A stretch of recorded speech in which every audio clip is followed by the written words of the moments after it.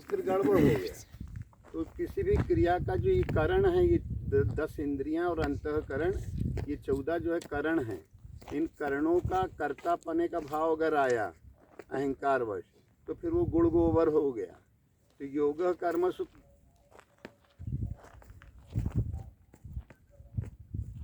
अब पूरा मैंने कर्तृत्व आया तो फिर भोक्तृत्व आया। मैं बहुत दुखी हूँ, मुझे फलान जो उन्हें दिक्कत है, बहुत पेरे हैं फलान, ये सब चीज़ें जो हैं करण सापेक्षता से आती हैं। करण सापेक्षता माने तादात्म्यता इन करणों से हो गई, चलने की क्रिया में हो गई, बैठने की। जब ध्यान विहीन व्यक्ति होता है, नाम विहीन व्यक्ति होता है, गुरु ज्ञान से रहित रहता है, तो ये सब चीज़ें उसके अंदर स्वाभाविक विद्यमान रहती हैं।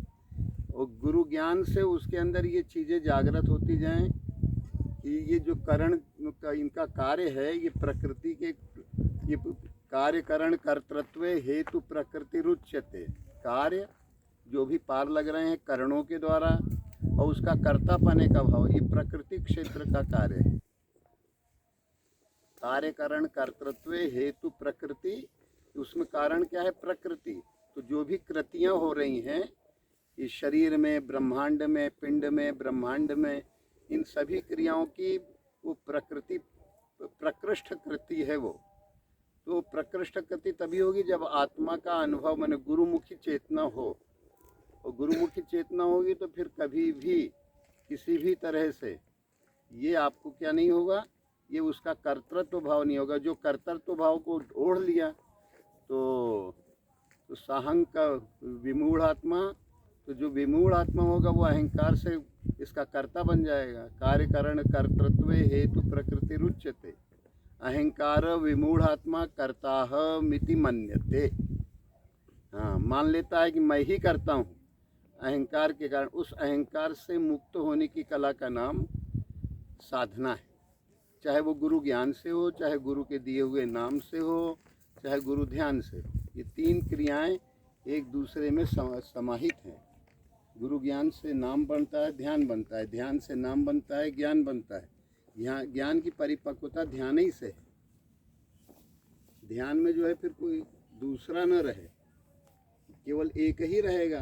तो एक रहेगा तो अद्वितीय होगा, हैं? अद्वितीयता से क्या होगा? कोई दूसरा न रहने से वो जो आत्मा का ज्ञान है कि आत्मा के अतिरिक्त तो कुछ है ही नहीं, वो संबोध उसका जो है परिपक्व हो जाएगा। और नाम जपते जपते शब्द की धाराएं, जो वाग पटुता है, वाग शब्द झरी है, वो शब्द जालम महारण्य है शब्द, उसमें सार शब्द ओम है। क्या है? ओम है। क्यों है? अपनी जीभ को नीचे वाले दांत की जड़ में लगाओ तो केवल ओम ही निकलेगा और कोई शब्द निकलेगा नहीं। देखो,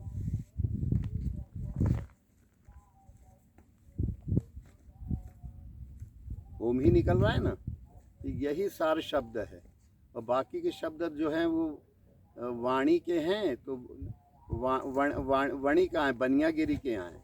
किसी की चपलूसी करोगे, किसी को कटु बोलोगे, तो ये बनियागिरी के शब्द हैं। और निर्वाणी शब्द सार शब्द केवल ओम है। इसमें ना तो किसी की प्रशंसा है, न किसी की निंदा है, केवल भगवान के प्रति स्तुति के प्रति स्तुति है। तो परमात्मा का स्मरण, परमात्मा एक है। और जो संसार में बहुत से झगड़े, लड़ाई झगड़े और संप्रदाय बने, वो केवल इस कारण बने कि नाम को जो हमारे ऋषियों ने जो पहले शोध किया था, उस नाम को भूल गए। और उस नाम के प्रसारक जो हैं वो अहिंसक हो गए, बुद्ध हो गए, जैन हो गए। तो वो धर्म के लिए जो हिंसा होती वो हिंसा नहीं कहलाती। अहिंसा परमो धर्मो, उसका जो आगे का अधूरा कर दिए। कहें धर्म के लिए जो हिंसा होती है वो हिंसा न भवती। तो धर्म के लिए जो हमने अपनी निज धर्म, अपने आत्म स्वधर्म का पालन करने के लिए, कि उस परमात्मा की अनुभूति के लिए अगर कोई बीच में बाधक बन रहा है तो उस शत्रु का नाश कर दो।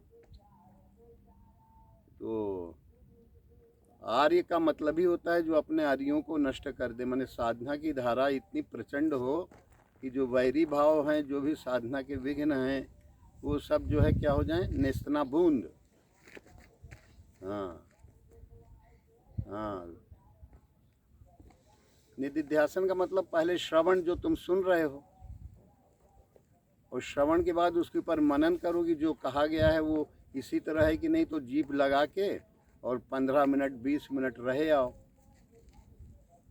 तो जीभ की जड़ से जो दांत की जड़ तक नस गई है, उस नस को जब नीचे दांत की जड़ तक गई, वहाँ एक हल्की सी गांठ है, उसी के ऊपर जीभ की नोक टिका देना है। तो नाक में प्रवाहित श्वास जब तुम देखोगे इस स्थिति में, तो हर श्वास में तुम्हें ओम अपने आप उभरता हुआ अनुभव होगा। देखो,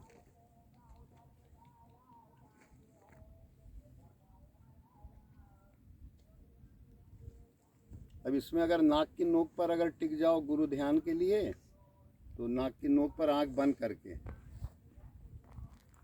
तो बड़े आराम से टिक लोगे। अगर जीभ लगी और जीभ अगर अपने बिंदु से भटकी तो तुम भी भटक जाओगे। तो गीता में के 6वें अध्याय में कहा, संप्रेक्ष नासिकाग्रम स्व दिशश्चा नवलोकयन, किसी और दिशा को ना देखो, केवल नाक की नोक को देखो। तो जीभ जब लगा लेते हो तो नाक की नोक देख सकते हो। और किसी ने जो है नाक की नोक देखने को नहीं कहा, भगवान कृष्ण ही जो है तो इसको करने से फिर जो है अपने आप ओम ही ओम की ध्वनि हर श्वास में, श्वास भी हल्की हो गई तुम्हारी। देखो, अब बोल ना बे, ऐसी हूँ हाँ हूँ करके बात कर।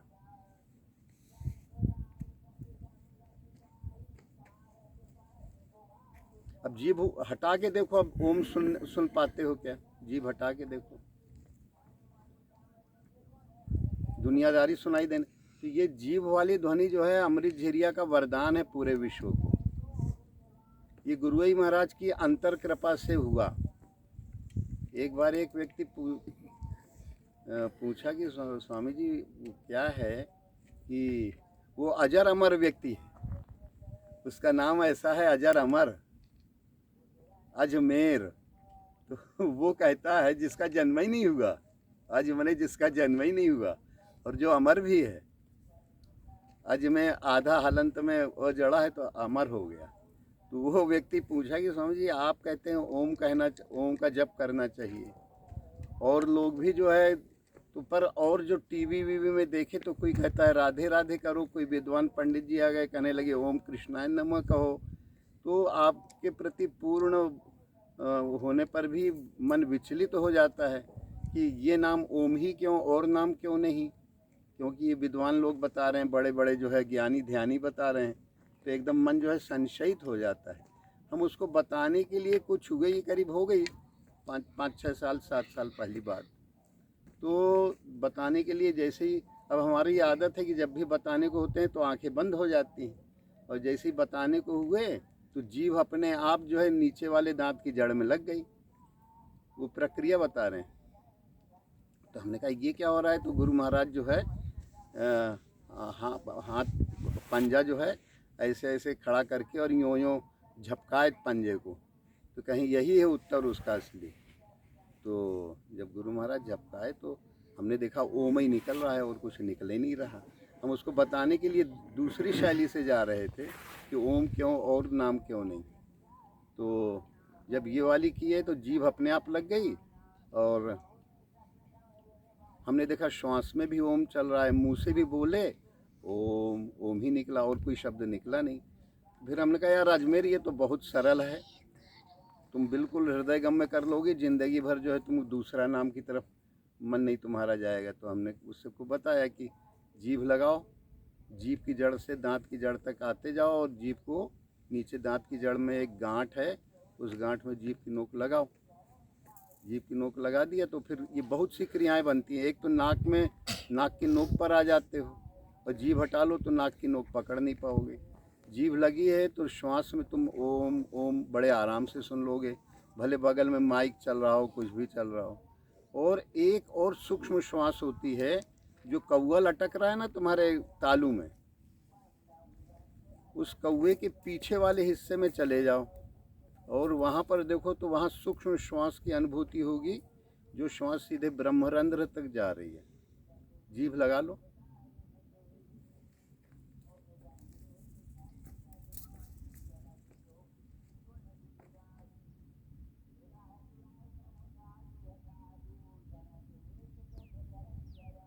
सिर के बाल खड़े हो रहे होंगे।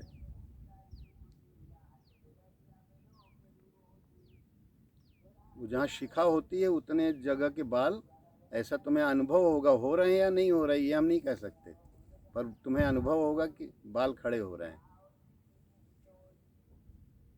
केवल श्वास को देखो, ओम को मत उसमें जोड़ो, वो अपने आप ओम तुम्हें सुनाई देगा उस श्वास में, और नाक से श्वास बंद हो जाएगी।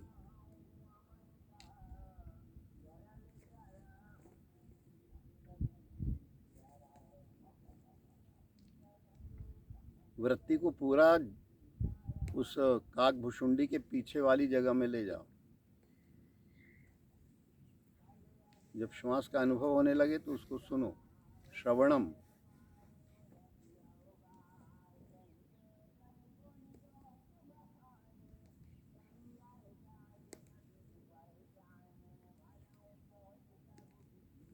वो ब्रह्मरंध्र तक जा रही है ना श्वास ओम कहती हुई, और उधर से लौट के ओम ही कह के आ रही है, और नाक में श्वास बंद हो जाती है। अब श्रवणम का एक असली अर्थ यही है कि जब कोई वेद नहीं थे तो ओम ही वेद था, समझे कि नहीं? और ओम के अतिरिक्त और कोई ज्ञान भी नहीं था, तीनों वेदों का सार ओम है, हैं? तो इस ओम को जो है निरंतर श्रवण करते रहो, तो इससे तुम्हारे अंदर आत्मस्वरूप का मनन जो है जागृत होगा। और अध्यास कहते हैं भ्रम को, तो भ्रम तो अध्यारोप कह लो, चाहे निधिध्यासन कह लो, अध्यारोप में भ्रम चढ़ बैठा, अज्ञान चढ़ बैठा और नानात्व दिखने लगा, और इस क्रिया से एकत्व, इसमें गुरु का ज्ञान कि सत हरि भजन जगत सब सपना ही तुम्हारे अंदर प्रत्यक्ष होता है, कोई शब्द नहीं उभरता, कोई दुनियादारी के संकल्प नहीं टकराते तुमसे, ठीक है? और दूसरी चीज़, तुम नाम परायण हो जाते हो नाम श्रवण के लिए, और इसके द्वारा नाक की नोक पर या फिर कौवे के पीछे वाले हिस्से से होकर जो शिखा वाली जगह है ब्रह्मरंध्र है, तो जिसको कहते हैं ब्रह्म निर्वाणम रक्षति, तो ब्रह्म निर्वाण वाली जगह जो है वहाँ पर अमृतसर में पहुँच जाते हो, और वहाँ तुम्हें अपने गुरु स्वरूप की दिव्य अनुभूति होने लगती है ओम ओम कहते अनुभव करते में। तो ये मनन हुआ, और मनन के बाद निधिध्यासन का मतलब अध्यास निराश हो जाए। अध्यास क्या हो जाए? निराश हो जाए। जो भ्रम अभी तक तुम्हारे ऊपर चढ़ा था जगत प्रपंच की सत्यता का, तो वो उसी तरह हो जाएगा। फिर ये नाम का श्रवण अगर 15-15 मिनट दिन में कई बार करो, तो जैसे रोड, डामर रोड के ऊपर दूर से पानी भरा हुआ दिखता है ना, पर पास में जाओ तो एक बूंद पानी नहीं, तो ये भ्रम फिर दिखेगा तो, पर तुम्हारे ऊपर हावी नहीं होने पाएगा, तुम जान जाओगे ये झूठा है। पूरा जगत का प्रपंच जो है उस ज्ञान स्वरूप में पूरा किस तरह है, जैसे डामर रोड का पानी, हाँ मरीचिका है, शुद्ध मरीचिका। अब वो रेता में मरीचिका खोजने कहाँ जाओगे? रोड के ऊपर हर जगह मोदी जी ने रोड अच्छे बन गए हैं, तो चमकता है पानी, ये भरा हुआ है। और एक दूसरा सबसे बड़ा भ्रम, दिन रात लोग टीवी मोबाइल ये सब देखते हैं, तो उसमें चित्र चलते हुए दिखाई देते हैं, तो मन और आँखों को धोखा हो जाता है कि चित्र चल रहे हैं। तो ये 1 सेकंड में 120 बार जब किसी चित्र को तेज़ गति से चलाया जाता है, 120 बार से ज़्यादा, तो मन और आंखें भ्रम खा जाती हैं, और उसको लगता है ये सब एक के बाद एक फंक्शन चित्रों के हो रहे हैं, जबकि वो सब चित्र एक जगह अपने स्थिर हैं। उन चित्रों का पिक्सल वो फट जाएगा। तो जब बिजली चली जाती है तो एक ही चित्र दिखता है, तुमको दिखता है ना। तो ये सबसे बड़ा मनोभ्रम एक ये है कि चित्र टीवी में मोबाइल में चलचित्र तुम्हें दिखाई देते हैं, जिस माध्यम से भी दिखाई दें, तो सबसे बड़ा मनोभ्रम एक ये है। और मनोभ्रम ये वाला जिस तरह है, उसी तरह ये स्थूल जगत का भ्रम है। सब पूरा जगत चलता फिरता उठता बैठता वो दिखाई दे रहा है, जबकि उसका पिक्सल अगर तुम वो बड़ा लेंस ले लोगे तो पिक्सल के द्वारा सब भ्रम फट जाएगा।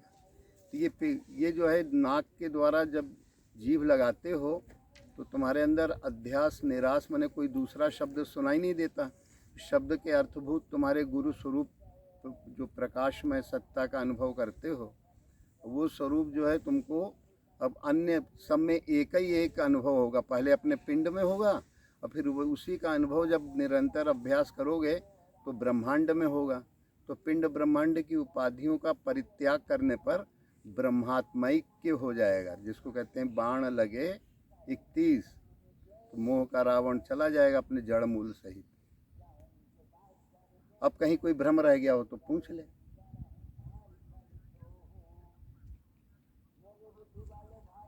हाँ, सबका एक ही पूरा इतना थ्योरी तुम्हें बता दी हो प्रैक्टिकल, कि अब तुमको पूरे ब्रह्मांड में कहीं भी किसी से जो है अगर कोई प्रश्न उत्तर की सच्चा समाधानी हो, वाग विलासी न हो, तो इधर की जो ब्रह्म विद्या है, इस ब्रह्म विद्या को अमृत झिरिया का अमृत, तो ये झरने लगेगा तुम्हारे ऊपर और तुम जो है अपनी दिव्यता, भव्यता, शुद्धता, मोक्ष और विमोक्षता को प्राप्त हो जाते हो।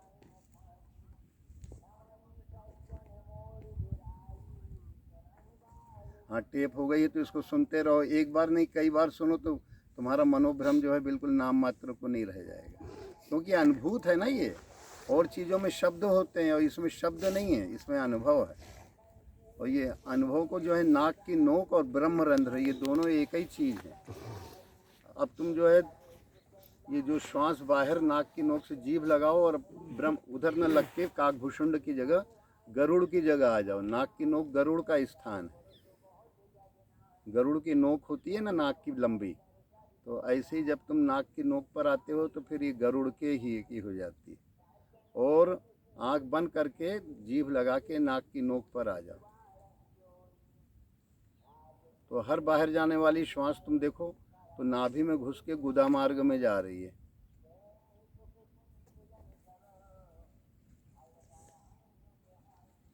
नाभि सिकुड़ रही है, गुदा मार्ग भी सिकुड़ रहा है, और फिर वो श्वास जो लेने में आती है वो नाक से न होके रीढ़ की हड्डी के द्वारा चढ़ के फिर ब्रह्मरंध्र में पहुंच रही है। तो ये दो शैलियां हैं, एक शैली गरुड़ मार्ग की है, एक शैली कागा मार्ग की। कागा मार्ग के लिए काग जहाँ लटक रहा है उसके पीछे वाले हिस्से में आ जाओ, तो वो जो सूक्ष्म श्वास है, तो नाक की श्वास बंद हो जाती है उसमें और भुषुंडा वाली श्वास चालू हो जाती है।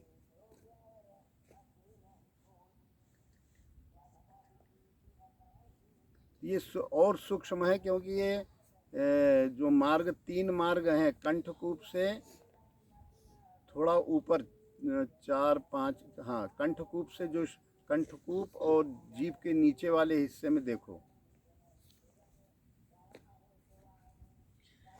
ये श्वास चल रही है इसके बीच में, पर वो स्थूल है, इसके द्वारा तुम भूत भविष्य वर्तमान को जान सकते हो। अब इससे ऊपर जीभ के नीचे से और काकभुषुंडी की जगह जो है ये इससे सूक्ष्म श्वास है।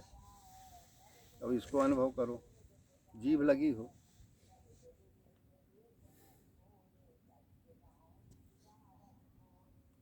अब काकभुषुंडी से लेके, काकभुषुंडी की जगह से लेके और जो है तुम अब ब्रह्मरंध्र के बीच की जगह को देखो, ये और सूक्ष्म है।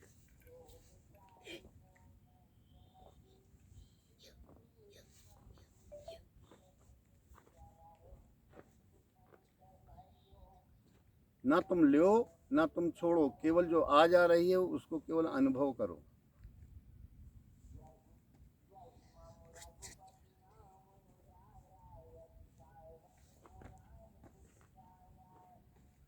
ये 3 लेवल हैं श्वास के।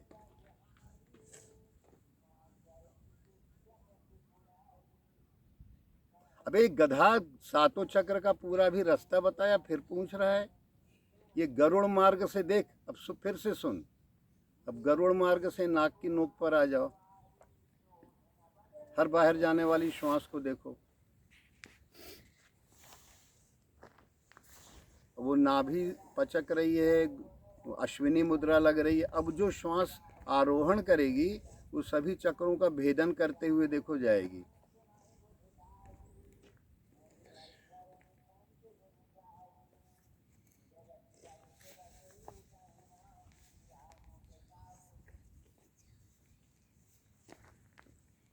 ये पूरी ब्रह्मरंध्र से ऊपर निकल गई और ठंडा ठंडा लगने लगा कि नहीं तुम्हें? ठंडा ठंडा लग रहा है, जैसे सरस्वती नदी में नहा लियो तो दिमाग कितना ठंडा हो गया, बिल्कुल शीतलता आ गई। तो ये चक्रों को खोलना नहीं पड़ता ना, उनको समझना है। जो तुम्हारी गरुड़ श्वास है, एक भुषुंडा वाली श्वास है, एक गरुड़ वाली श्वास है। तो गरुड़ वाली श्वास में नाक की नोक को पकड़ना पड़ता है। नाक की नोक पकड़ लो तो नाक की नोक पे गुरु महाराज का अनुभव करते रहो। फिर वहाँ से वो श्वास अपने आप मूल द्वार तक जाएगी, गुदा मार्ग सिकुड़ता जाएगा। जब पूरा सिकुड़ जाएगा तो श्वास अपने आप चढ़ेगी रीढ़ की हड्डी के द्वारा। बिल्कुल जब गुदा मार्ग कम सिकुड़ा हो तो कभी भी जब सिकुड़ने दो उसको अपने आप।